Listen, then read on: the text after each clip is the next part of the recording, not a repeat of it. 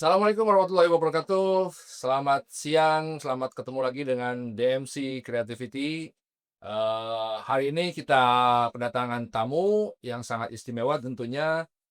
Di sini ada Bapak Agung Winarto yang dalam hal ini selaku Ketua DPW Gcraft Banten. Selamat siang Pak, selamat datang di studio kami. Semoga studio ini bisa menjadi studio yang nyaman buat Bapak di sini. Nyaman sekali. Ya, nyaman sekali, Ini alhamdulillah. udah dikasih kopi, nyaman. Sudah dikasih kopi ya. Terus yang kedua juga tidak kalah pentingnya juga ini sosok yang kemudian bakal dinanti-nanti nih kepada teman-teman yang lagi nyari-nyari tempat-tempat eksotik yang ada di Banten yang kemudian bisa kita angkat sebagai destinasi pariwisata. Hari ini hadir Ibu Eli Susianti sebagai Kadis Pariwisata Banten. Selamat siang Ibu. Selamat siang. Ya, bagaimana Bu sampai di Fakultas Ekonomi? Rasanya menjadi muda kembali. Menjadi muda kembali, alhamdulillah. Ya. Baik teman-teman, hari ini kita temanya sangat spesial ya, karena kita akan menggabungkan dua tema sekaligus. Yang pertama adalah terkait dengan ekonomi kreatif tentunya, dan yang kedua adalah terkait dengan pariwisata. Bagaimana kita mengaitkan keduanya? Kita hadirkan narasumber di sini yang sangat istimewa. Tentu ini menjadi peluang kita bagaimana ke depan kita bisa meningkatkan sektor ekonomi kreatif dan sektor pariwisata yang ada di Provinsi Banten khususnya. Baik, mungkin saya ke Pak Agung dulu, Pak Agung. Boleh, siap. Ini kita kan banyak yang mungkin teman-teman di sana, kalau saya sih sudah tahu Pak Agung ya. Iya. Kalau mungkin para pemirsa nanti YouTubers di sana banyak yang nggak tahu apa sih Gcraft gitu ya. Oke, iya. Gcraft itu apa, terus kemudian Gcraft itu dibentuk untuk apa sih gitu tuh. Oke. Terutama dari skala nasional mungkin sampai kepada Banten. Ya. Barangkali itu Pak Agung kita untuk memulai awal pembicaraan kita. Oke. Ya. Oke, terima kasih. Aku manggilnya Mas apa Bapak nih? Mas boleh. Mas ya. Oke Mas, terima kasih sudah diundang di podcastnya di MC Digital Media Center. Iya. Fakultas Ekonomi Dan bisnis ya di Untirta. Terima kasih. Terima kasih juga Bu Kadis yang meluangkan waktunya nih di kesibukan langsung kita. Siap, ya. Tapi biasanya kalau nggak mendadak Agak susah ya. kalau mendadak ya. Judulnya saya diculik sama Mas Agung. Diculik. Oke, terima kasih Mas. Jadi Gcraft itu merupakan gerakan ekonomi kreatif nasional yang fokus kita itu untuk membentuk suatu ekosistem pelaku-pelaku ekonomi kreatif yang ada di Indonesia. Oke. Dan alhamdulillah sekarang sudah di 38 provinsi, 288 kota dan kabupaten di Indonesia, dan ada perwakilan negaranya di 12 negara. Wow, udah nyampe ke luar negeri Pak ya? Ya, alhamdulillah. Karena memang kita fokus untuk di 7 tahun ke belakang ini, memang kita baru berdiri 7 tahun. Kita fokus untuk menancapkan kaki-kaki kita itu di setiap daerah, agar kita mempunyai corong atau pipa-pipa para pelaku ekonomi kreatif yang ada di Indonesia ini, kemana sih dia bisa untuk berdiskusi dan bernaung gitu Pak. Jadi intinya kalau kita berbicara ekonomi kreatif, pasti akan ada banyak sekali multi layer yang ada di dalamnya gitu. Jadi setiap kita membuat suatu kegiatan, pasti akan ada ekonomi tumbuh di situ. Iya, betul. Jadi betul, ada betul. itu. Jadi sebenarnya awalnya berdiri di 2019 itu ada kegelisahan kita terhadap pelaku ekonomi kreatif yang ada di Indonesia untuk kurangnya pengakuan gitu ya. Pelaku ekonomi kreatif itu kurang ada pengakuan dari baik dari dari komunitasnya, dari Atau kurang pede gitu Pak ya? Iya bisa Iya, karena masih kurangnya dihargai ya. Iya itu. Padahal sebenarnya kalau kita melihat di saat masa pandemi, bahwa pelaku ekonomi kreatif itu merupakan backbone ya. Iya betul. Merupakan backbone daripada sumber daya yang lainnya ya gitu. Betul, Jadi mereka adalah pionir yang untuk bisa bertahan hidup pada saat itu gitu. Iya. Jadi itulah oleh karena itu kita membuat suatu gerakan. Kenapa kita bilangnya gerakan? Karena langkah kecil pun itu adalah perubahan, Pak. Iya betul. Jadi pelan, sedang, kencang adalah suatu perubahan dari kita. Jadi kita membentuklah ketua umum kita itu Kawendra Lukistian, lalu dengan Saat itu Mas Sandiaga Salahuddin Uno, lalu Bang Lajar Rapian, lalu Mbak Yanti Adeni itu sepakat ingin membentuk suatu gerbong, yaitu yang namanya Gerakan Ekonomi Kreatif Nasional. Iya. Ya menarik ya, artinya di mana waktu itu ekonomi kreatif dalam tanda kutip masih belum dihargai gitu ya. Ada kemudian ada satu gerakan yang pelan tapi bagaimana agar ekonomi kreatif ini tidak stuck gitu Pak ya? Iya betul. Tidak stuck gitu, tapi ada proses terus pelan-pelan dan bergerak menuju kepada arah yang lebih baik tentunya. Betul. Nah menariknya lagi begini Bu, kita langsung coba ke Ibu karena di dalam sektor pariwisata juga Ekraf itu menjadi salah satu pendamping lah gitu ya tentang keberhasilan pariwisata. Misalkan kita lihat di Banten misalkan banyak sekali tempat pariwisata yang ada di Banten itu belum ada merchandise misalkan gitu ya. Padahal kita di wilayah pesisir pantai selatan sampai dari mulai utara sampai selatan gitu. Rata-rata Banten kan mungkin hampir 70%-nya ada di pesisir gitu Pak ya. Itu saya agak sangat menyayangkan dulu kenapa kita nggak bisa seperti yang lain gitu banyak ini.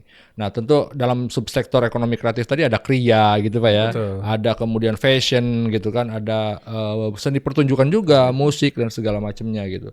Nah kira-kira dari sisi pariwisata nih ketika dikaitkan dengan subsektor ekonomi kreatif yang tadi dijelaskan misalkan, mana yang bisa kira-kira dihubungkan untuk bisa saling support untuk meningkatkan minat turis wisatawan mancanegara ataupun wisatawan lokal untuk berkunjung ke Banten terutamanya gitu Bu.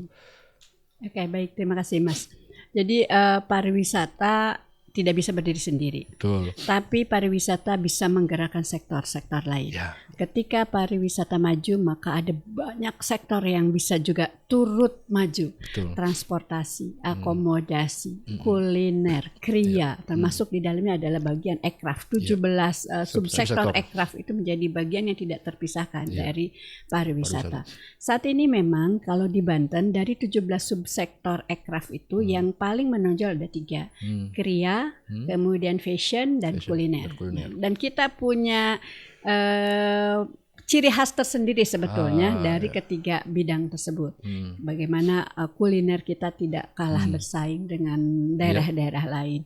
Fashion kita juga banyak desainer-desainer yang jago, yang juga kita punya ciri khas tenun baduy, batik di setiap daerah juga ada. Hampir semua kabupaten kota memiliki ciri khas tersendiri. Gitu.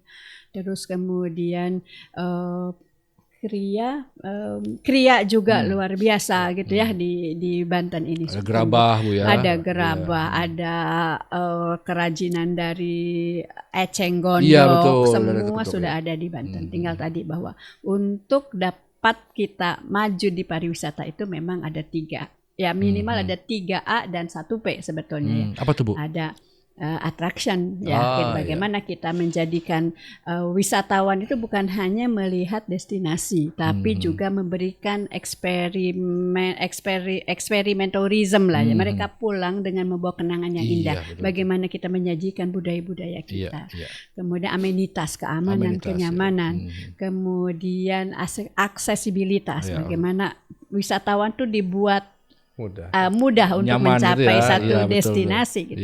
Yang terakhir tak kalah pentingnya adalah terkait dengan promosi. Iya. Baik, artinya tidak berdiri sendiri, betul Bu ya. Saya sepakat bahwa akses pariwisata itu tidak bisa berdiri sendiri. Artinya harus ditopang oleh hal yang lain, tapi juga dampaknya ketika sudah berjalan itu wah sekali Bu, bisa menumbuhkan nilai-nilai ekonomi yang ada di masyarakat, di mana di situ ada tempat pariwisata, di situ ada orang jualan gitu ya, yang dulu mungkin cuma jualan gabah, sekarang udah bisa jualan nasi uduk gitu ya, karena adanya tempat yang baru tadi gitu. Betul. Nah kemudian ini menarik Bu, di saya beberapa tahun lalu sempat bergelut di bidang pariwisata juga dengan teman-teman yang ada di sini. Kemudian mencoba untuk memilah mana desa wisata, mana wisata pedesaan gitu ya. Nah, ketika itu programnya Pak Sandiaga Uno waktu itu fokus kepada desa wisata. Yang artinya di mana sebenarnya desa itu tidak punya sumber daya alam yang mencukupi untuk dijadikan tempat wisata, tapi bagaimana agar bisa tetap dikunjungi. Makanya perlu attraction tadi gitu kan ya, harus ada pertunjukan dan segala macamnya. Nah, ini berkaitan dengan Ekraf nih. Salah satunya adalah di situ ada seni pertunjukan. Dulu saya saya sampai sempat survei ke beberapa tempat di Banten itu kan ada perkumpulan silat Bu ya, kayak Bandrong, terus di Terumbu gitu ya. Nah itu coba kesana tapi mulai meredup tuh karena mungkin penerusnya juga nggak ada gitu ya. Nah ini kalau kita kaitkan dengan ekraf di mana seni pertunjukan merupakan salah satu dari subsektor ekonomi kreatif, kira-kira untuk menunjang pariwisata bagaimana Pak langkah ke depannya kira-kira? Oke. Sebenarnya kalau kita berbicara ekonomi kreatif, itu kan salah satunya adalah pengembangan ekonomi berawal dari ide kreatif ya. Yeah. Nah, itu sebenarnya di Undang-Undang Nomor 24 tahun 2019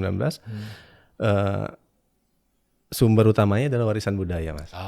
Jadi salah satunya juga program Gcraft itu adalah selainnya kita itu fokus ke literasi tentang aircraft, lalu lahirnya para pekerja-pekerja ekonomi kreatif, luasnya lapangan pekerjaan. Yang terakhir ini lestarinya budaya yang ada ini. Jadi saat ini memang sedang gencar-gencarnya kita juga ya. Mungkin kalau saat ini ya, Bu ya, kalau pertunjukan pertunjukan seni budaya itu baru dilakukan itu saat kita ada acara nasional gitu sebagai pembuka segala macam. Nah, ini memang kita itu lebih baru sampai situ ya kondisinya. Cuman kalau sekarang ini kita sedang khususnya di gastronomi, kalau kita lagi fokus di gastronomi, kita lagi mendokumentasikan di 38 provinsi ini untuk mendokumentasikan bagaimana caranya gastronomi di Indonesia itu bisa naik kelas, Mas, gitu. Dan hakinya harus dipegang gitu. Justru kita juga lagi ada tugas juga nih untuk di Banten ya Bu ya. Bagaimana nih kira-kira gastronomi Banten yang mau dinaikkan nih? Misalnya ada sate bandeng ya Bu, ada rabek, ada jejorong tadi kayak Pak Dekan ngomong. Itu kita bagaimana nih? Ya Bontot. Ada lemang gitu ya. Minang gitu kan. Iya gitu. Tadi sih bakso ikan. Betul. Gue balok Bu. Balok betul. Diskusi dengan Pak Dekan dengan Ibu Kadis tadi berbicara ini harus menciptakan habit. Nah, itu jadi PR juga tadi saya mikir. Oke juga. Makanya itu perlu Pak. Perlunya berkolaborasi itu ya pentahelik dan hexahelik ini perlunya di sini. Jadi kita juga kan nggak bisa berdiri sendiri ya Bu ya. Betul. Tadi ada berbicara itu, oh iya ini kita harus ciptakan habit. Nah PR lagi nih Bu. Bagaimana kita menciptakan habit. Tapi sejauh ini untuk budaya di Indonesia menurut saya dari zaman presiden kepemimpinan kemarin kan setiap 17 Agustus saya sudah dipakai kan. Pakai baju daerah ya. Bahkan kita zaman Pak Jokowi juga menunjukkan baju, identitas kedaerahan gitu ya. Identitas itu kan pakai baju Banten sempat ya Bu ya. Baju ya. Betul. Di eranya Pak Prabowo juga dilanjutkan lagi dengan tidak menghilangkan, tetap dilanjutkan. Jadi menurut saya itu adalah salah satu supporting yang sangat bagus. Nanti juga mungkin dari pemerintah Banten tinggal didorong dari mana ya Bu ya untuk menaikkan seni pertunjukan dan untuk fashion di Banten. Oke. Ya, ini lagi-lagi ini ya semakin dalam dibahas semakin menarik dong. Kayak misalkan pariwisata Banten, kita mengenal bahwa Banten itu yang paling kental itu selain wisata maritim Bu ya, pantai gitu, bahari, ada juga wisata religi gitu ya. Salah satunya misalkan di kawasan Banten Lama, terus kemudian ke Caringin gitu ya. Nah kemudian dulu saya sempat melakukan mini riset lah Bu, kira-kira kayak misalkan Serang aja Bu, itu kemudian kita menghasilkan bahwa Serang itu tidak menjadi tempat destinasi wisata, artinya bukan target utama gitu. Kayak misalkan perhotelan jarang dipakai kecuali ada acara-acara kedinasan dan segala macam gitu. Nah rata-rata orang lari ke Banten ya, ke Banten Lama, ke sana pulang lagi Pak, gitu kan, hanya sebagai tempat ini aja gitu. Dan orang nginep di Serang jarang juga, paling kalau itu targetnya Anyer gitu kan, liburan di Anyer. Nah, bagaimana kira-kira strategi ke depannya dari Dinas Pariwisata untuk menciptakan agar semua wilayah ini itu punya item-item atau ikon-ikon yang kira-kira wisatawan datang ke situ tuh bukan cuma itu gitu tuh, targetnya gitu. Kira-kira bagaimana Bu Kadis itu Bu? Oke. Baik, jadi saat ini memang kita sedang fokus dalam penguatan diferensiasi destinasi. Artinya kita membuat klaster-klaster tertentu. Ada klaster wisata religi, ada klaster heritage, kemudian ada klaster bahari, misalnya seperti itu. Nah, kemudian dari sana kita coba, kami berkolaborasi dengan teman-teman di asosiasi travel and agent, gitu kan, dengan pramu wisata. Kemudian beberapa PHRI juga kan PHRI. kita berkolaborasi untuk membuat satu paket-paket wisata yang kemudian dengan paket wisata tersebut kita berharap bahwa orang tadi wisata religi kita itu ya mungkin hanya ada di Banten dengan keunikan-keunikannya. Kita coba mau yang dari Banten itu sendiri atau mau dari luar, bukan hanya sekedar datang ke sana berwisata religi, tapi juga bisa menikmati wisata-wisata lainnya. Maka ini harus dikemas sebagai satu paket wisata. Atau misalnya kita giring satu rangkaian dalam paket wisata religi, tapi lokusnya nanti kita bisa spill untuk beberapa tempat sehingga length of stay-nya lebih lama dan kemudian spend of money-nya juga pasti ya, kalau banyak sudah lebih banyak gitu. Dan kemudian efek dominonya berarti kan para pelaku ekonomi kreatif nih yang lebih diuntungkan. Pasti mereka butuh makan, ya betul. butuh souvenir gitu kan. Butuh hiburan pertunjukan juga gitu ya. Pasti ini dampaknya akan multiplier effect lah. Ya tentu ini tadi ya Buya tidak bisa dikerjakan secara instan ya. Betul. Artinya butuh memang tadi kerjasama beberapa sektor gitu ya yang berkaitan dengan hal ini. Kalau kita Pak Agung ini izin, kalau kita berbicara Banten ya dari sisi utara dan selatan itu kan punya karakteristik yang berbeda dari sisi aircraft. Misalkan karena utara itu anggaplah Tangerang ke sana lah, itu berdekatan dengan wilayah Jakarta yang secara mungkin teknologi terus kemudian informasi juga lebih dekat dan lebih nyampe-nya gitu ya. Sehingga kalau saya melihat di sana itu justru yang lebih berkembang adalah dari sisi subsektor aircraft ini terkait dengan misalkan aplikasi gitu ya, terus perfilman mungkin, fotografi dan segala macamnya. Tetapi kalau kita berbicara ke sini gitu ya, itu karakteristiknya berbeda juga kalau di selatan gitu ya. Mungkin dari segi tadi perfilman dan segala macam agak kurang gitu. Kalau melihat dari sisi ini kira-kira ada hal apa gitu yang perlu kira-kira mungkin ditingkatkan sehingga adanya pemerataan baik di wilayah utara dengan wilayah selatan mempunyai setidaknya walaupun tidak 17 subsektor itu ada gitu ya, setidaknya bisa merata bahwa misalnya di sana tadi kayak misalnya aplikasi gaming aplikasi bisa juga digiring ke arah selatan misalkan gitu. Kira-kira kalau dari sisi aircraft bagaimana? Pada intinya gini ya, kalau untuk informasi saat ini kan kita udah borderless ya. Sebenarnya siapapun udah bisa gitu. Maupun di pelosok pun di mana bisa. Yang penting ada kuota. Iya betul. Kuota jaringan berarti Pak. Iya, sebenarnya jaringan. Sebenarnya itu udah bukan jadi masalah ya. Cuman kalau kita lihat kayak saya sempat bikin kita berkolaborasi dengan Bapeda Kabupaten Tangerang, kita membuat rencana induk ekonomi kreatif. Yang kita lihat ternyata di Kabupaten Tangerang itu lebih condong ke MICE gitu. Apa tuh MICE? Meeting, Incentive, Conference, and Exhibition. Berarti di situ udah ada exhibition, ada pertunjukan segala macam. Dan kulinernya kuat. Gitu. Setelah kita lihat itu, kita melakukan riset, survei, kulinernya kuat. Oleh karena itu mereka akhirnya sama ini aplikasinya juga kuat dengan perfilman sama fotografinya kuat. Oleh karena itu mereka pada akhirnya untuk melangkah ke pembuatan perda, dia memfokuskan subsektornya selain kalau fashion, kuliner dan kriya itu sudah oke lah, karena di Kabupaten Tangerang kriyanya juga bagus ya. Lalu dia akhirnya bergeser, dia ngelihatnya bahwa itu kita harus fokus ke mana kuliner tapi lebih diintegrasi dikemas lagi lebih dengan event-event pertunjukannya gitu. Dia masuk ke situ, ke MICE dikuatin lagi. Oleh karena itu alhamdulillah sekarang memang bagus juga ya. Kayak MICE-nya kan dia, karena kita ngelihat juga potensi ada ICE BSD di sana. Nah, itu jadi ada MICE di PIK juga. Ya, MICE yang PIK baru nih Bu ya.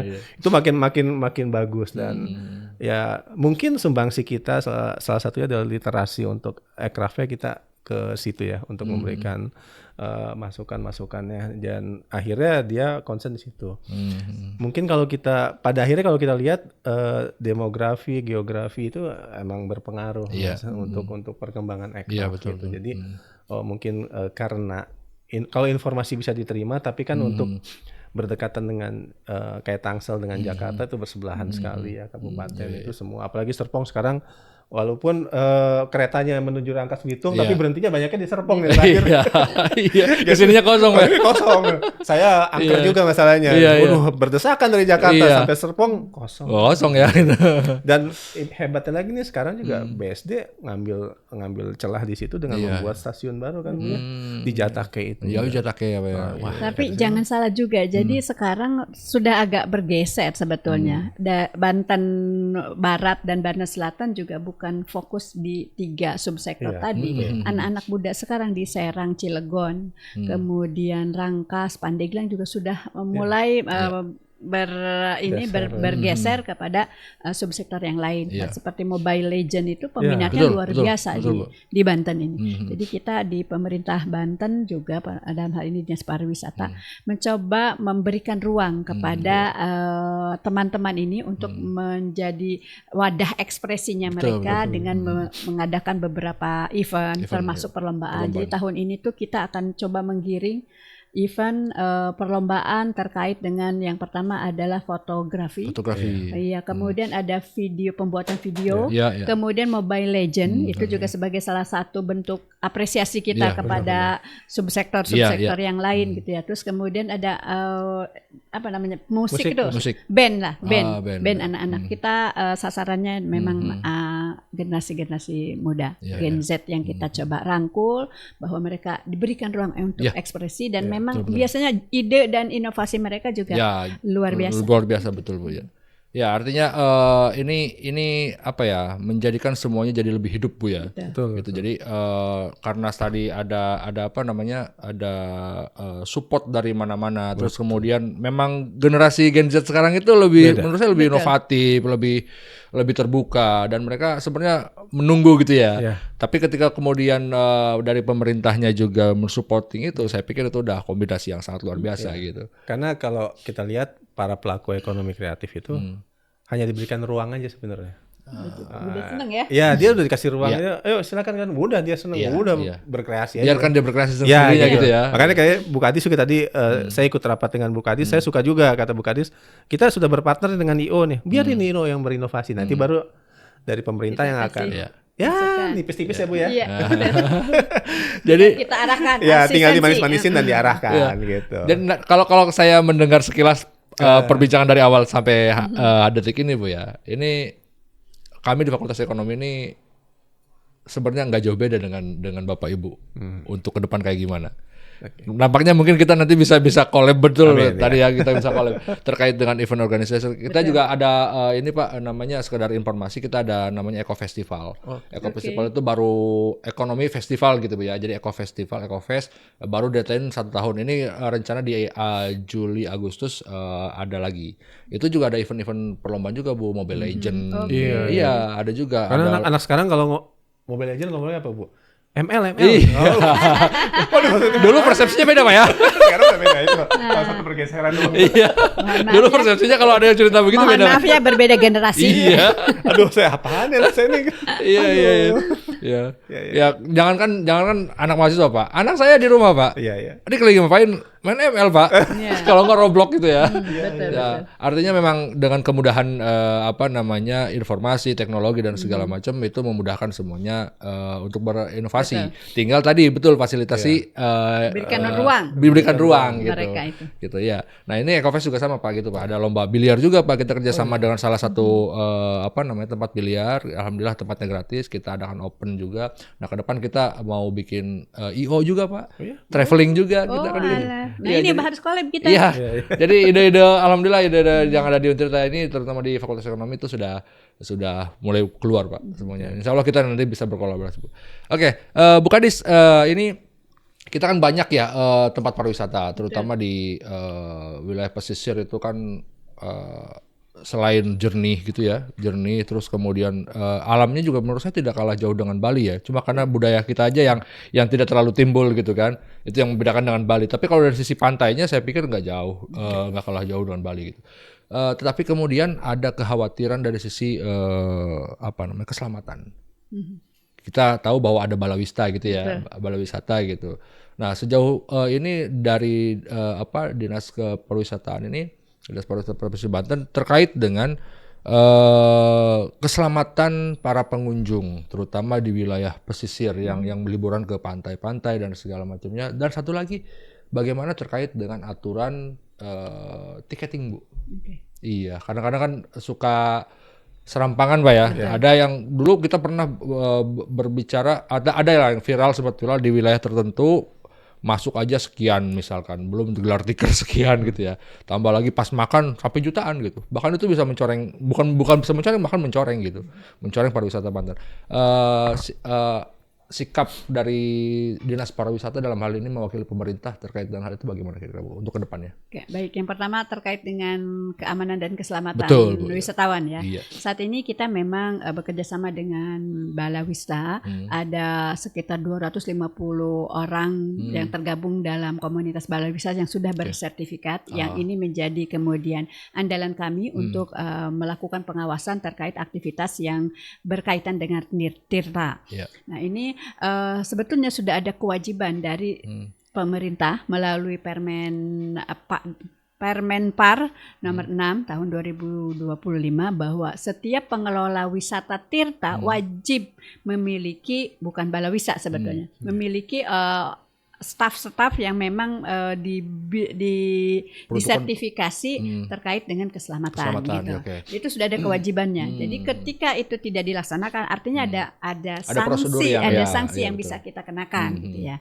Dan saat ini memang Balawista juga tersebar di hampir seluruh destinasi wisata, tapi yang jelas bahwa ada beberapa kejadian kemarin gitu ya, di mana kalau ada Balawistanya, kalau ada something wrong dengan yang tidak kita harapkan lah, misalnya ada kemarin tuh banyak yang tenggelam ya, dengan banyak yang terbawa ombak segala macam ketika memang pengunjung sangat padat di daerah Carita dan Anyer gitu. Ketika ada Balawistanya maka penanganannya jauh lebih baik dan lebih tertib. Nah, kemarin yang kejadian itu ada hampir tiga orang meninggal pada saat Lebaran itu. Memang rata-rata memang tidak ada Balawistanya di sana gitu. Artinya memang ini harus menjadi perhatian bersama bahwa duduk antara pemerintah pusat, pemerintah provinsi dan pemerintah daerah juga pengelola untuk memang kemudian kita mengutamakan keamanan dan keselamatan wisatawan. Kami di Dinas Pariwisata juga memberikan pelatihan dan sertifikasi terkait keamanan dan keselamatan tersebut gitu, untuk yang itu ya. Kemudian terkait dengan beberapa isu di beberapa destinasi ini juga menjadi PR kita bersama bahwa tampak kalau isu ini muncul memang artinya masyarakat Banten belum siap menjadi tuan rumah bagi wisatawan yang datang ke Banten gitu ya. Padahal kita punya Sabta Pesona di sana harus jelas disebutkan bagaimana kita menjaga keramah tamahan, harus senyum, sapa, ramah itu kan sebetulnya. Namun memang ada di beberapa tempat ada case-case seperti itu, dan kami biasanya memang di event-event tertentu, di liburan-liburan yang memang ada banyak turis yang datang ke Banten, isu ini selalu muncul gitu. Jadi saya mengedukasi bersama-sama dengan teman-teman, tentu saja dengan beberapa komunitas juga dan kabupaten kota, selalu mengedukasi setiap pengelola dan mitra usaha kita di pariwisata gitu kan, untuk jangan harakiri, jangan membunuh diri sendiri dengan kelakuan yang sesaat. Artinya kan ketika aji mumpung gitu kayak. Iya, aji mumpung kan, ketika mereka hanya pikirannya bagaimana saya harus mendapatkan uang hari ini dengan menaikkan tarif misalnya, menaikkan tarif makanan, minuman atau tiket, maka itu artinya sama dengan bunuh diri. Wisatawan dipastikan akan kabur gitu. Dan kabur dan tidak akan mau lagi. Image ini susah untuk kemudian kita bersihkan bangun kembali gitu ya, betul ya Bu. Dan ya saya berharap sih ke depan ya kita sudah mencoba untuk membuat satu tiket yang terkoordinir gitu ya, biar sama tiketing dari satu tempat dengan tempat lain yang sama, tapi dalam kenyataannya harus diakui masih ada beberapa tempat, dan biasanya yang naikin tiket itu adalah tempat wisata yang tidak berizin. Iya. Begitu. Ya baik, artinya kalau memang masyarakat secara umum ya Bu ya, Banten pengen maju dari sisi pariwisata, dan kemudian ketika maju itu terjadi kan ada kebermanfaatan yang diterima oleh masyarakat setempat juga sebenarnya. Ya, makanya perlu adanya kesadaran juga, bukan hanya dari sisi pemerintah yang sudah menerapkan aturan, tetapi masyarakatnya juga harus sadar bahwa ini tidak boleh pengen dikejar secara instan. Kita berpikirnya harus jangka panjang gitu ya. Bagaimana agar turis dan yang lainnya itu mau datang lagi nggak ke kapok Banten gitu kan. Jangan sampai nanti udahlah cukup sekali aja ke Banten misalkan, kan itu kapok kan, nggak mau juga gitu ya, terjadi hal seperti itu. Nah kemudian terkait dengan ini Pak Agung, saya mau nanya nih Pak Agung nih, terkait dengan ada rencana pembentukan BLUD Ekraf ya. Oh ya, betul. Coba intinya kalau untuk kalau kita kan mengacu amanah dari undang-undang aja. Betul. Jadi Undang-Undang 24 kembali lagi Undang-Undang 24 2019 itu mengamanahkan untuk ekonomi kreatif itu bisa dibuatnya BLUD ya. Badan Layanan Umum Daerah yang bisa mempunyai otonomi sendiri untuk mengatur keuangannya walaupun tidak fokus untuk mencari keuntungan ya. Nah, itu memang diamanahkan untuk membuat BLUD, tapi itu kan kembali lagi kepada pemerintah provinsi atau pemerintah daerahnya bisa mengalokasikan atau tidak kan itu. Tapi sebenarnya itu sudah ada ada aturannya untuk bisa ada wadahnya untuk membentuk BLUD itu BLUD. Karena pada saat ini kan yang di atasnya sudah pisah nih, gitu ya. Maksudnya ada pariwisata, Ekraf itu udah terpisah. Iya. Mungkin di bawah ini kan masih bergabung nih pariwisata dengan Ekraf. Masih bisa berkolaborasi lah ya. Enggak, maksudnya di OPD-nya. Oh, di OPD-nya masih bergabung. Itu mungkin salah satunya itu mungkin ya bisa dibuat BLUD. Cuman itu kan kembali lagi kepada pemerintahnya untuk bisa mengakomodir atau tidak untuk pembentukan BLUD itu. Iya. Terus satu lagi Pak Agung, terkait dengan mungkin bisa dijawab juga nanti oleh Ibu Kadis, terkait dengan pariwisata tentu tadi ada oleh-oleh dan segala macamnya ya. Kemudian kita punya kriya, punya passion, punya kemudian kuliner dan segala macamnya. Ada rencana untuk pembuatan ini nggak, sentralisasi oleh-oleh di Banten khususnya gitu, terutama di wilayah selatan ke sini lah. Anggaplah kita dari Serang ke sini lah gitu. Ada nggak Pak? Ibu dulu apa saya? Boleh. Jadi kemarin kita sempat survei dan riset ya Mas ya untuk karena saya kan oleh Ibu diminta untuk diperbantukan di pariwisata Ekraf di Provinsi Banten. Jadi saya sempat kemarin ada sedikit survei ke bandara gitu ya. Kalau saya lihat ini sepertinya kita ini kan pintu gerbang masuknya para wisatawan asing ataupun wisatawan nasional. Nah itu saya melihat kayaknya kita perlu banget nih kalau dalam zona-zona perang itu ada pangkalan-pangkalan ya. Nah saya tuh lagi kepikiran kita ini harus bikin pangkalan pariwisata dan ekonomi kreatif nih. Adanya di bandara ataupun adanya di pelabuhan. Kayaknya seru juga nih Bu ya kalau kita bikin itu itu. Terus saya lihat juga karena kemarin diskusi dengan Angkasa Pura gitu saya lihat ternyata ada juga nih wisata asing yang mungkin dia ada menunggu perjalanan berikutnya ada 6 jam atau 8 jam. Kita lagi berpikir ini kalau kita bikin Joy Flight juga nih betul. Karena bagi dia kan $200 $300 kecil gitu loh. Dan saya sudah mencoba itu, akhirnya saya kerjasama, saya coba dari dari bandara terus kita ke Lipo Karawaci, dari Lipo Karawaci kita pakai heli ya, muter sampai ke Anyer segala macam itu waktunya cuma hanya setengah jam kurang gitu. Kita balik. Nah, itu bisa juga nanti kolaborasi dari itinerary baru kan. Betul. Yang untuk paket wisata baru. Ini peluang juga sih bagi saya. Jadi saya sih perlu banget ya. Jadi untuk bukan hanya sentra oleh-oleh tapi sentra informasi ya Bu ya. Informasi bagi pariwisata di Banten dan produk-produk Ekraf. Iya, betul. Ya Bu ya, kurang lebih gitu.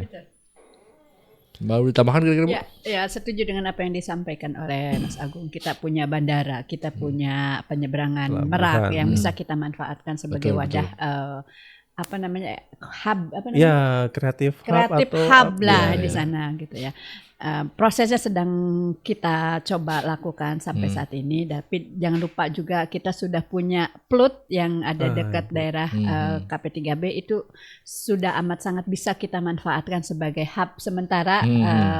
Ya memang lokasinya tidak terlalu strategis dari UMKM, di bawah dinas UMKM. Kita sudah kemarin komunikasi, kita akan ya ke depan mudah-mudahan waktu dekat ini, sebetulnya targetnya kemarin April sudah mulai pilot project. Kita akan gelar budaya di sana, gelar ekraf di sana, dan sekaligus gelar wisata.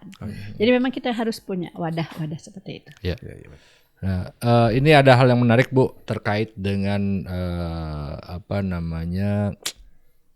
wilayah adat kesepuhan di Banten ini, yang termasuk dalam Sabaki ya Bu ya. Sabaki itu Persatuan Masyarakat Adat Banten Kidul, dan itu bukan hanya di Banten, ternyata Sukabumi, Ciptagelar juga masih ngikutnya ke sini Pak, ke Banten gitu. Nah ini sama halnya dengan Baduy, bisa dijadikan tempat wisata, kemudian bisa bahkan bukan hanya untuk orang luar, untuk orang dalamnya saja belum tentu tahu Pak. Ada di Citorek, ada di Ciptagelar, ada terus kemudian di Karangnunggal, misalkan di Bayah ada masyarakat adat yang sampai saat ini masih memegang teguh adatnya. Sampai saat ini masih melindungi hutan-hutan, di saat hutan-hutan mungkin oleh sebagian korporasi dibabat gitu Pak. Nah ini penting juga, mungkin nanti bisa dijadikan salah satu paket wisata juga seperti halnya Baduy gitu. Jadi bukan cuma hanya ke Baduy, nanti kita coba ini kan. Nah terkait dengan hal ini, ada nggak kira-kira kerjasama dengan kelompok-kelompok masyarakat adat, terus kemudian melibatkan beberapa pihak, termasuk misalkan salah satunya dengan mahasiswa Bu? Kira-kira apa yang bisa Ibu tantang di mahasiswa lah kira-kira begitu tuh? Ya baik, di Banten sebetulnya ada 5 event yang sudah diakui oleh nasional sebagai karisma event nasional. Pertama itu adalah Seba Baduy yang baru kemarin selesai kita laksanakan. Kemudian ada yang tadi kaitannya dengan Sabaki, yaitu Seren Tahun Cisungsang. Itu Cisungsang sudah masuk Ken juga. Kemudian ada Golok Day di Cilegon. Golok Day, Festival Golok Bu ya? Iya, Festival Golok Day ya, Festival Golok betul. Terus ada Cisadane. Cisadane itu, dan satu lagi Ngadu Bedug di Pandeglang yang besok 31 Mei 30 sampai 31 Mei akan digelar. Bukan bedug lojor Bu ya? Bukan, Ngadu Bedug. Ngadu Bedug ada berapa kampung yang akan perform di sana dan itu dilombakan. Nah, itu masuk Ken. Artinya ini kan adalah budaya-budaya lokal yang kemudian kita angkat, kita berikan wadah yang pada akhirnya ini menjadi satu daya tarik wisata gitu. Ada atraksi di sana gitu. Itu yang kita lakukan itu memang. Jadi kita support, dan alhamdulillah kemarin di Seba Baduy juga kemarin kita berhasil menghadirkan 7 duta besar langsung. Duta besarnya hadir untuk menyaksikan, ada 3 konselor dan kemarin sekitar rombongan berjumlah 30 orang. Mereka bukan hanya menikmati budaya Sebanya, kemudian juga mereka ikut menari bersama, mencicipi makanannya gitu kan itu. Dan mereka kemudian mempromosikan budaya ini ke negara mereka masing-masing gitu ya. Sampai kemarin lah mereka WA ke saya, mereka mengundang kita Banten untuk datang ke kedutaan besar di sana dari Palestina terutama ini yang ingin mengajak diskusi lebih jauh terkait dengan suku-suku terasing adat yang ada di Banten dan bagaimana kita bisa berkolaborasi dengan mereka. Artinya ya ini adalah salah satu potensi yang bisa kita angkat di Banten ini. Bukan hanya destinasi alamnya yang demikian indah, tapi kita juga punya budaya yang luar biasa. Kesenian daerah, kulinernya juga luar biasa. Tinggal tadi, siapkah kita menjadi tuan rumah bagi para wisatawan ke depan? Yang ramah dan nyaman tentunya Pak ya. Iya, soalnya di Banten ini ada 522 Pak, kelompok masyarakat adat. Luar biasa itu. Baru Banten aja ya? Baru Banten aja Pak. Yang dalam Sabaki itu. Pusing juga mimpin Indonesia ya? Iya. Apalagi mimpin Indonesia betul Pak. Iya. Pak Agung, saya mau coba mengingatkan Pak Agung dengan sebuah lirik lagu. tergores kembali. Kenapa ketawa aku? Kita Mas Agung juga. Yang saya tahu dia cuma lagunya Ayo Ayo Kita ke Banten.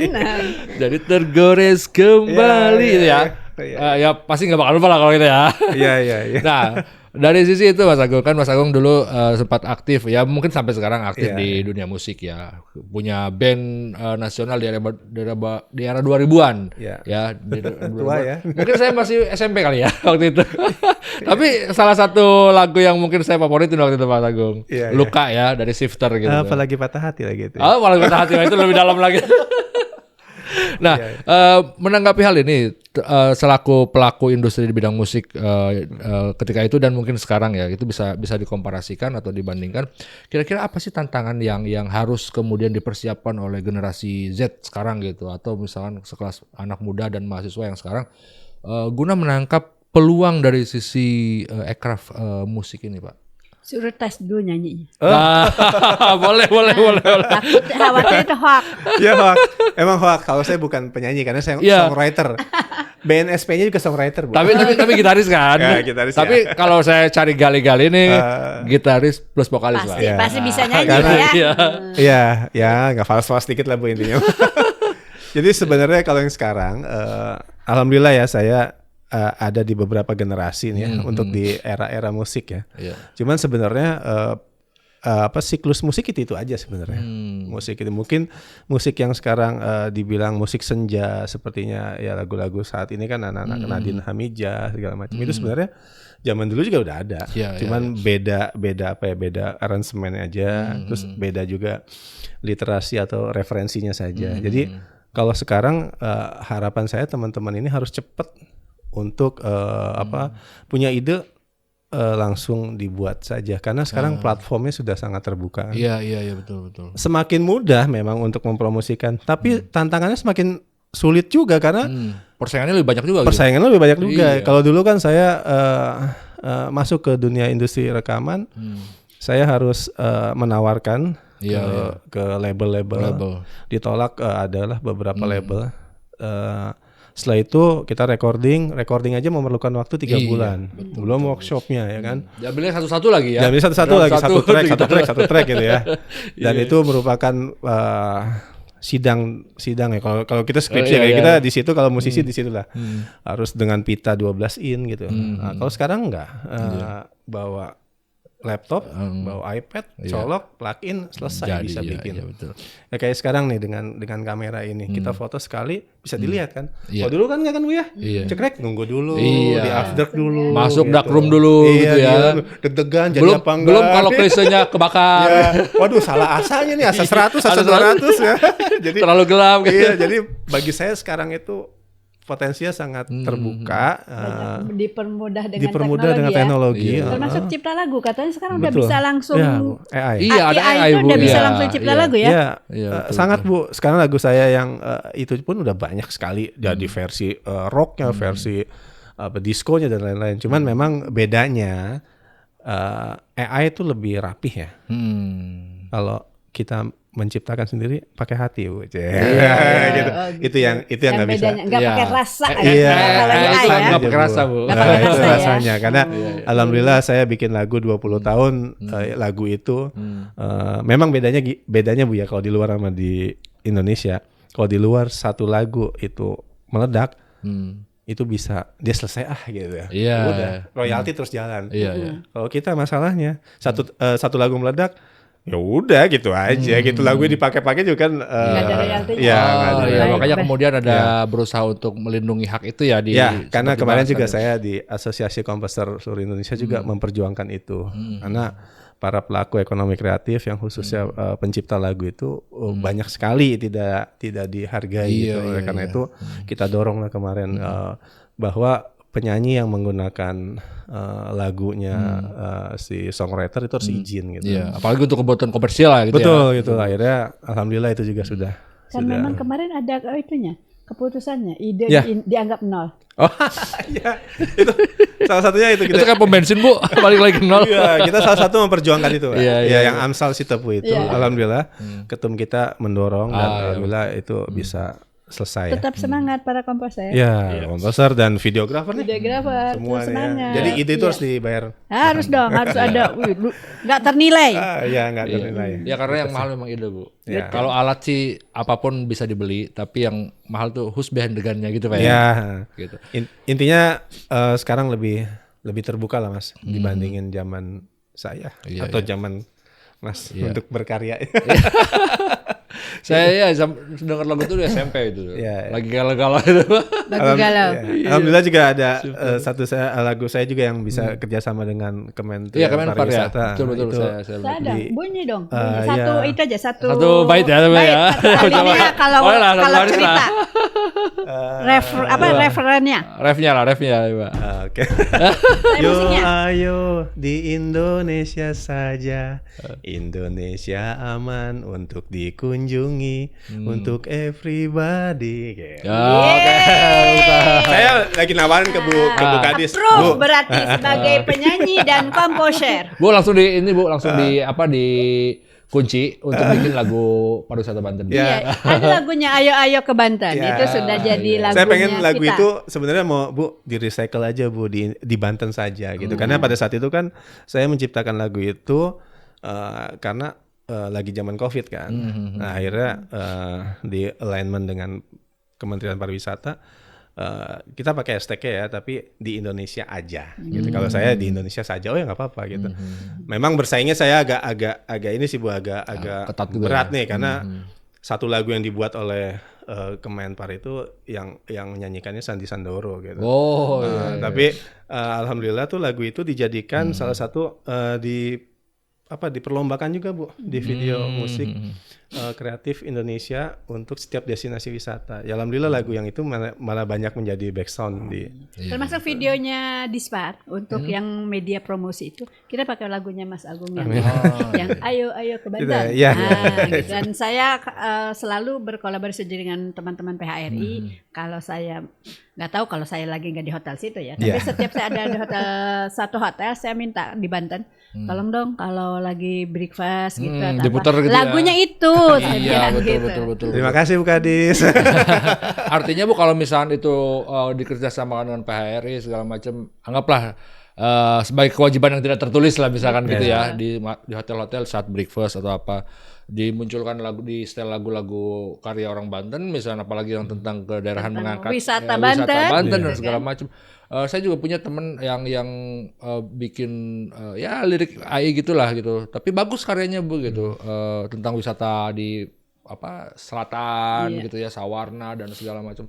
Itu kalau misalnya ditekankan gitu kayaknya semangat lagi tuh pelaku-pelaku industri musik. Tadi gitu. Bu Kadis juga ada ide untuk itu ya, festival musik untuk anak-anak SMA. Anak SMA kita Tadi akan juga coba. harus ada musik daerahnya Bu. Iya. Kalau dulu saya waktu zaman SMA tuh sering banget kayaknya Pak festival musik ya, gitu. ini lagi di Ibu nih. Kayaknya Tahun suka ini insya Allah kita bikin Lagi- mau anak-anak tuh berkreasi itu ya tentang musik gitu ya. Iya. Bahkan saya tahun 2004 itu Pak pernah menggelar pagelaran budaya di Bagedur. Jadi diawalinya oleh festival band. Iya. Gitu, oleh festival band. Bekerja sama dengan Disputpat Provinsi juga waktu itu. Alhamdulillah disupport kita, bahkan panggung besar segala macam, alhamdulillah gitu waktu itu. Ya artinya support pemerintah dari dulu sampai sekarang sebenarnya bergerak lebih nyata gitu ya menurut saya gitu ya. Tinggal bagaimana generasi-generasi sekarang memanfaatkan peluang itu. Wadahnya sudah mau disiapkan nih gitu kan. Gitu, aircraft-nya udah mulai dipikirkan gitu kan. Teknologi sudah mendukung Teknologi juga. sudah mendukung, tidak ada alasan sebenarnya gitu kan. Jaringan sudah di mana-mana gitu kan. Sekarang kan orang joget-joget pakai HP aja bisa jadi duit, masa tinggal gercep aja ya. tinggal gercep aja gitu.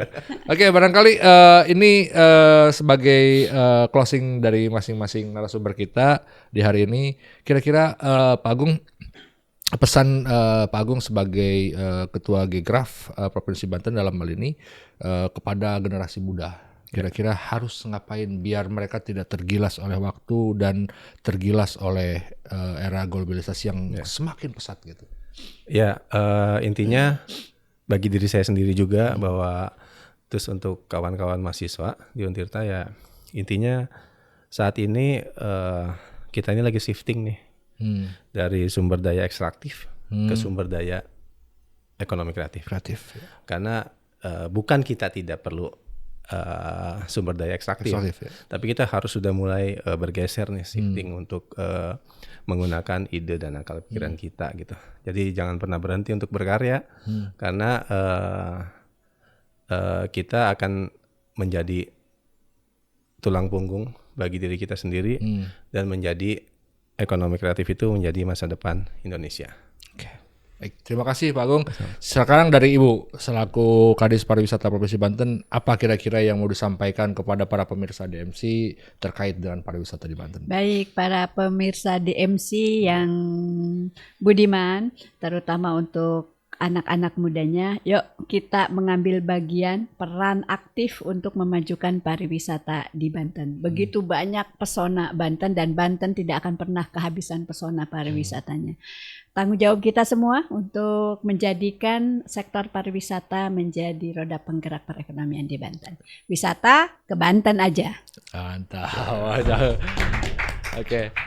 Baik, tidak terasa hampir 45 menit berlalu kita berbincang-bincang dengan Pak Agung selaku Ketua Gekraf Gerakan Ekonomi Kreatif Nasional wilayah Banten, dan juga Ibu Kadis, Bu Eli di Kadis Pariwisata Provinsi Banten. Kalau obrolannya menarik jadi nggak kerasa Pak, udah 45 menit kita. Sebenarnya saya pengen tadi ke teman-teman, saya jangan batasin saya bilang. Saya pengen gali semuanya, cuma saya memahami bahwa Bapak Ibu juga bukan orang yang nggak sibuk, makin banyak aktivitas di luar juga. Jadi terpaksa kita harus sudahi untuk sementara sampai di sini. Nanti kita bisa berkolaborasi lagi, kami yang ke sana atau Ibu yang ke sini lagi atau Bapak yang ke sini lagi, dengan senang hati gitu. Barangkali nanti ada program-program yang bisa dikolaborasikan, bisa dikomunikasikan dengan kita nanti Pak. Insya Allah kita supporting terkait dengan peningkatan pariwisata di Banten dan ekonomi kreatif yang ada di Banten. Oke, DMCers, sampai di sini perjumpaan kita hari ini. Tetap tonton terus DMC, jangan lupa like, subscribe, and comment, karena komen itu, like itu, dan subscribe itu gratis. Sampai ketemu di episode berikutnya. Assalamualaikum warahmatullahi wabarakatuh.